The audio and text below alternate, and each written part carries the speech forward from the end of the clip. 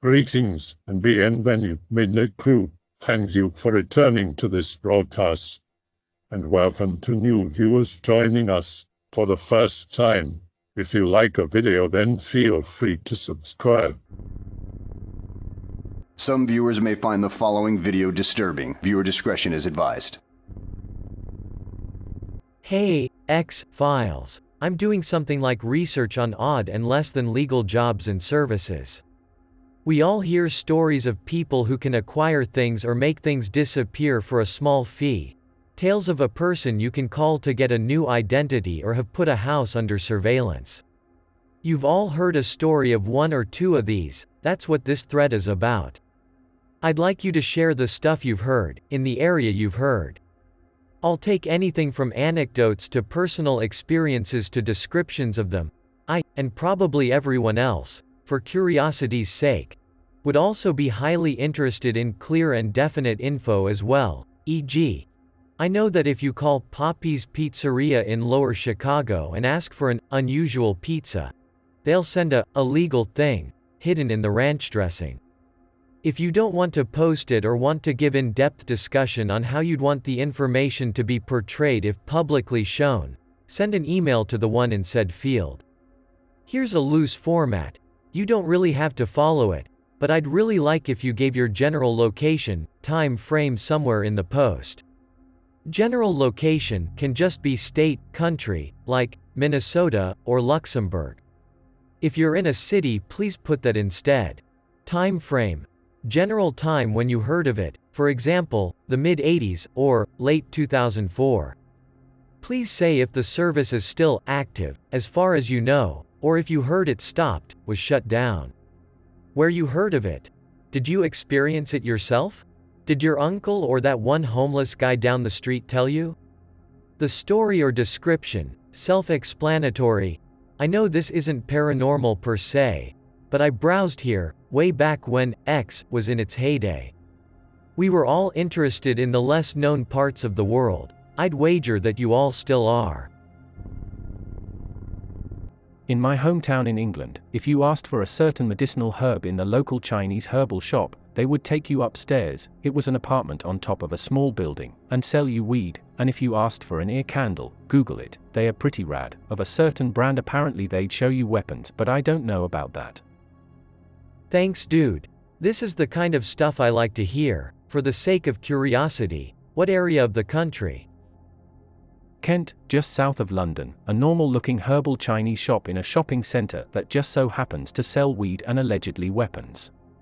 There used to be a brothel in the next town over above and off license, but that shut down a few years back. I don't even live in a particularly bad area, they are just kinda there. When I was in elementary school, my school's gifted class would go on trips all over the US. When I was in 5th grade, we all went to New York City. My dad was with me on that trip. We were staying in the city for 3 days before going down to DC on the 3rd night. On the 2nd day, the teacher let us go shopping in Chinatown. Now I don't know if anyone here has been to Chinatown in New York City, but it's crowded as hell with people selling all kinds of bootleg items. Fake Yu-Gi-Oh cards, cheap fake jewelry, knockoffs of designer clothing. You didn't need a keyword to get illegal stuff there.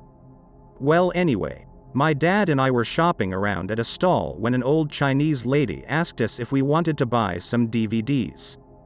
I was naive and my dad was trusting. He wasn't the tallest guy, but he had a strong body since he'd been doing manual labor jobs since he was younger than I was. I guess he figured if anything happened, he could take the folks showing us the DVDs in a fight. We're led down these stairs further and further.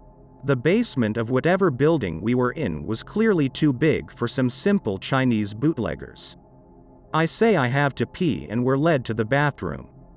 I tell my dad as I'm pissing that things are really weird, remarking they could probably get away with murder down there. As soon as we get out of the bathroom, we see an open door with one of the Chinese folks coming out. Both my dad and I caught a glimpse of what we thought was a child, half-dressed and younger than me. My dad grabs me up and books it, the people screaming after him but not actually giving chase. We make it to the street. My dad puts me down and we make our way to a street with traffic. He hails a cab and gets them to take us to our hotel across the river in New Jersey.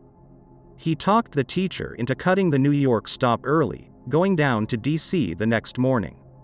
Lots of build-up for little payoff, I know, but that's life. That reminds me of when my friend went to Chinatown to get his PS2 installed with a chip. As you're probably guessing, many years ago, pre-PS3. You bring your PS2 in, say you want it hacked, and come back in a few hours. He picked it up, went home, and sure enough it was hacked. It felt heavier though, and he was an idiot, so he just said it was from the hack. It was uneven though towards the back, so I opened up that compartment in the back where the internet adapter is supposed to go. In that empty pocket was a bag of white powder. I dunno what he did with it or what it was, but I thought of it from your story. Ironically, I have spent the last few years doing this very sort of research for a book. I'm based in Arkansas, but have been as far west as Nevada and as far east as down in Miami, Florida doing this. So I guess I'll dump some info on you. Case 1: Pimp Who Vanished. General location: Little Rock, Arkansas. Time frame: 2010. Primary subject is very deceased. Where you heard of it? Was introduced to the man through a hooker who knew one of his hookers. I was just getting started doing interviews with professional criminals.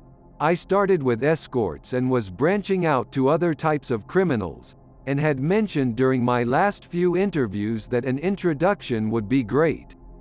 I get a call from an escort I had interviewed telling me that a pimp one of her friends worked for was interested in talking to me. Over about a week I worked out the details of the meeting, and I timed things to make sure that his drivers, hired muscle, would be out on the job when we met up, because I figured it was safer if it was just him and me meeting up.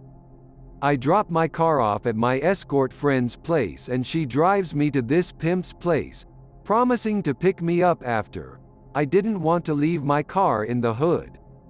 As I'm walking up to the place and rounding the corner, I get this eerie feeling down the back of my neck. I turn and look down a nearby alleyway and there's this car with people inside just sitting here. Engine off.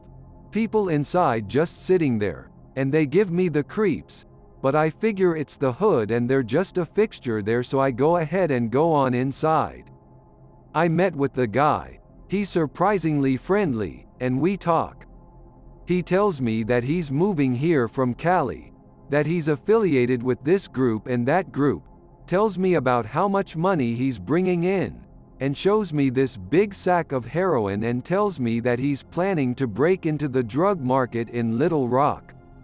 As I head out, I've already texted the girl who's supposed to pick me up and confirmed with her that she's a few blocks away.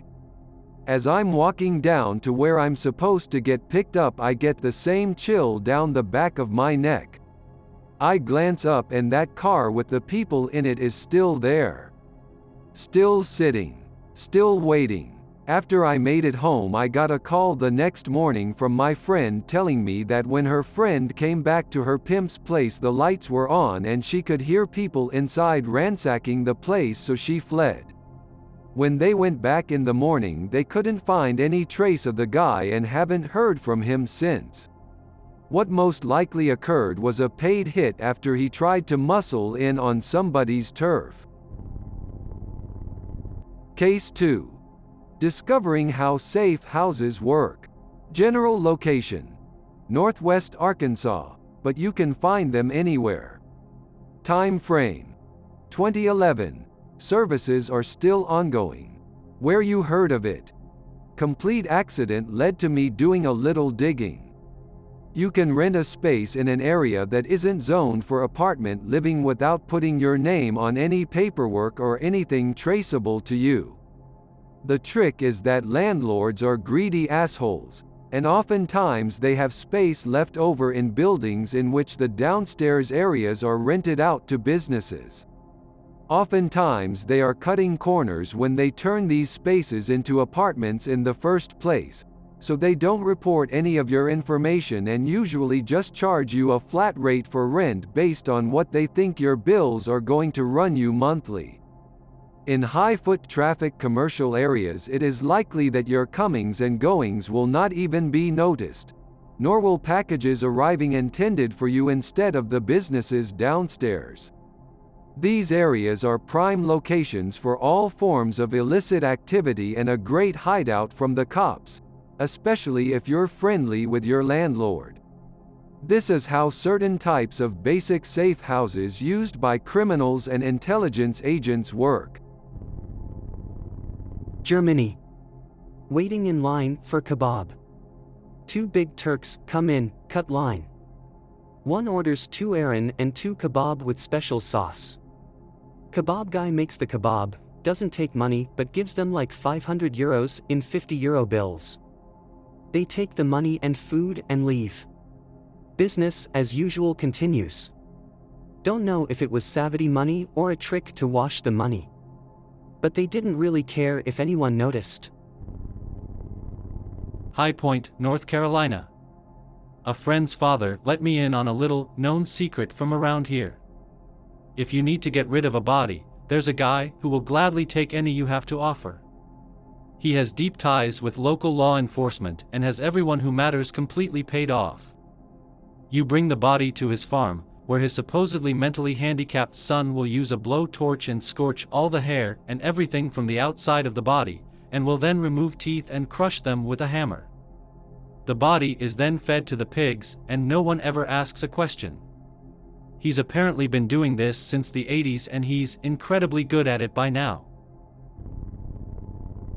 From 2011 to 2012, I pushed carts at a Martin's near me, grocery store chain, owned by Giant, and basically half my shifts were spent chilling on a bench with other people who worked there. The store itself is one of a fuck ton in West Virginia, but that's not terribly relevant.